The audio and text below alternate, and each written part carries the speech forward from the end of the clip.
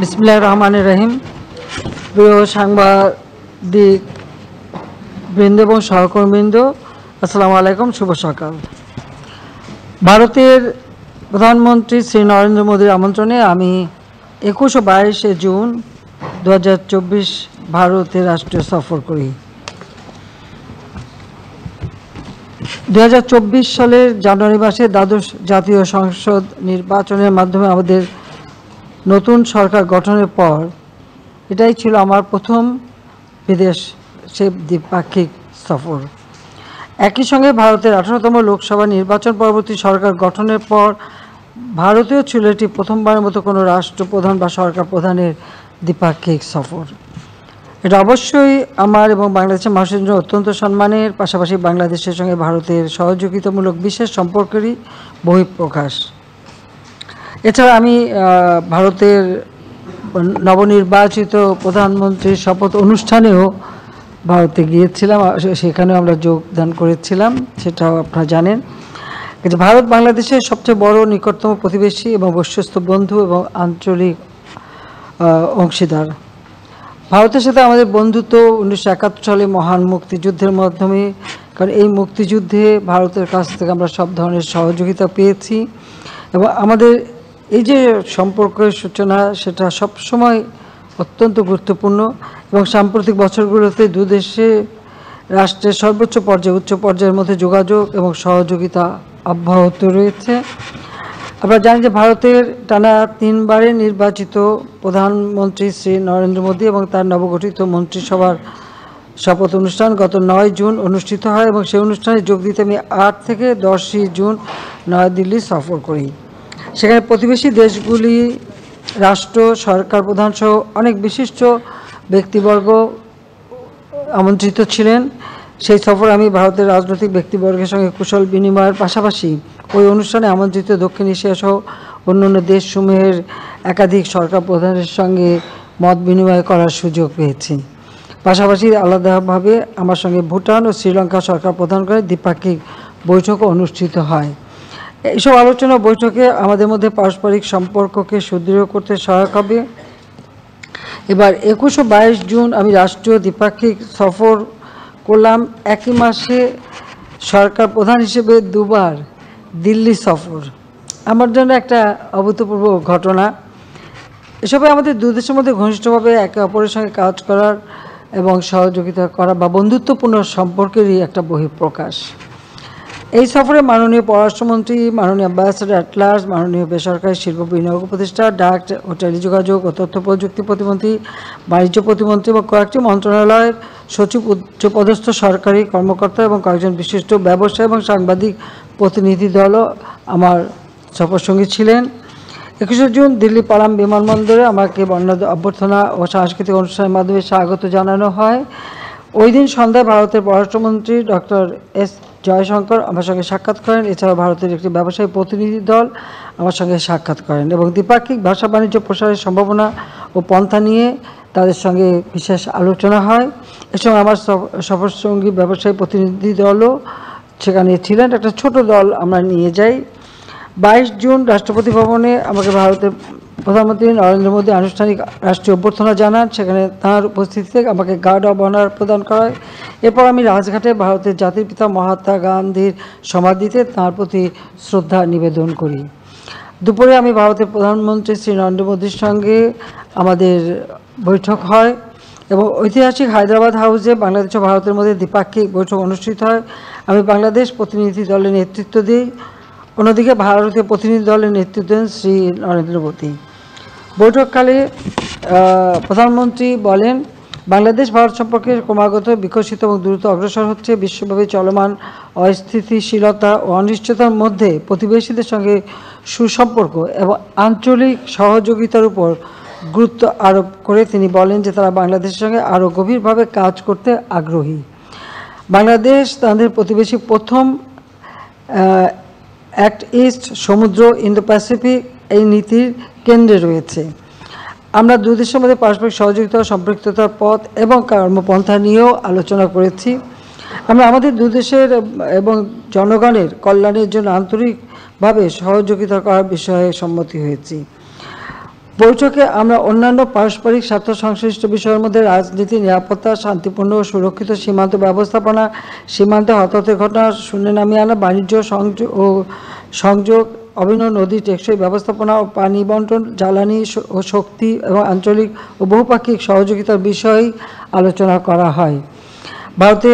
আমি ভারতের প্রধানমন্ত্রী শ্রী নরেন্দ্র মোদীকে তার সুবিধাজনক সময়ে বাংলাদেশে সফরের জন্য আমন্ত্রণ জানিয়েছি। বৈঠক শেষে উভয় দেশের মধ্যে 5টি নতুন সমঝোতা স্মারক স্বাক্ষরিত ও বিনিময় হয়, 3টি নবায়িত সমঝোতা স্মারক স্বাক্ষরিত বিনিময় হয়। এছাড়া 2টি রূপকল্প ভিশন স্টেটমেন্ট স্বাক্ষরিত বিনিময় হয়। বৈঠকে ভারতের কাজের ক্ষেত্র হিসেবে 13টি যৌথ কার্যক্রমের ঘোষণাও দেওয়া হয়, যার আলাদা তালিকা আপনাদের কাছে দেয়া আছে, ওটা পরে সময় নষ্ট করলাম না।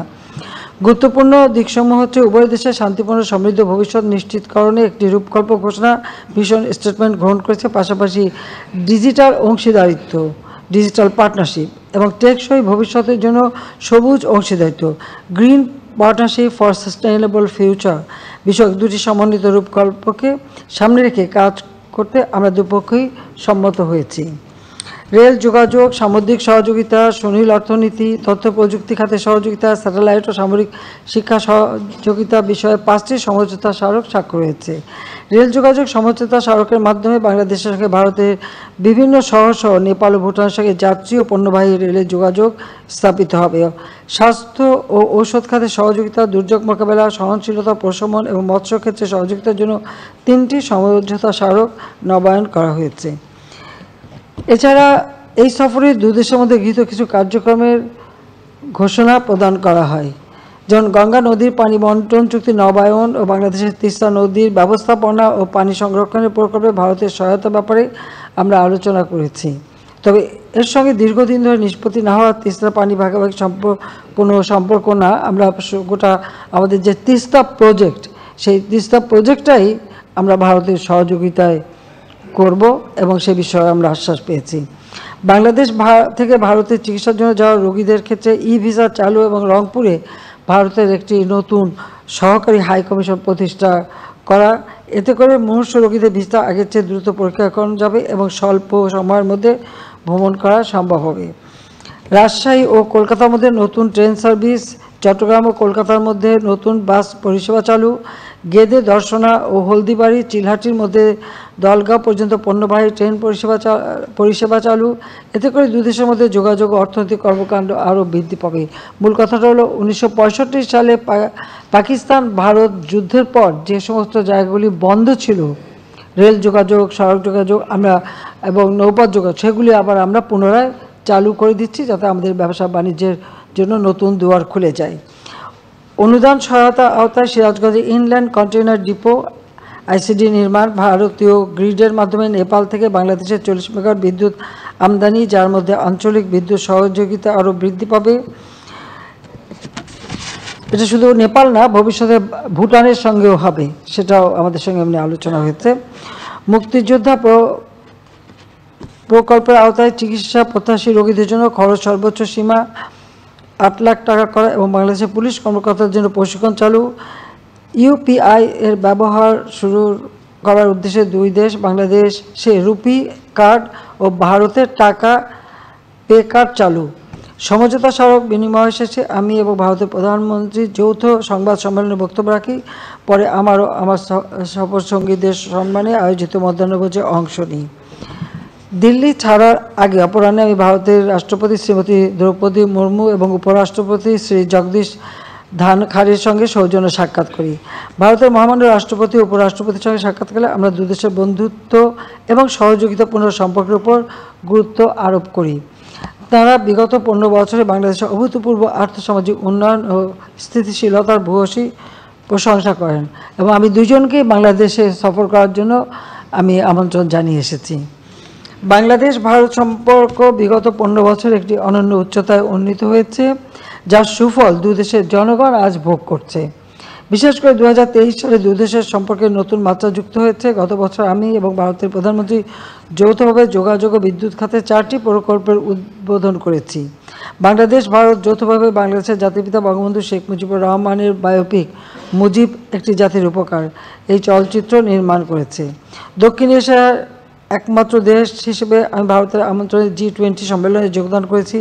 বাংলাদেশ এবং ভারত দুদেশেই নতুন সরকার গঠনের পর এই সফর আবার অনুষ্ঠিত হলো। এই সফরকালে ভারতের নেতৃত্বের সঙ্গে আলোচনার মূল বিষয়বস্তু ছিল নবনির্বাচিত দুটি সরকার কিভাবে সহযোগিতামূলক সম্পর্ককে আরও এগিয়ে নিয়ে যেতে পারে সেই বিষয়ে একটা রূপকল্প প্রণয়ন করা।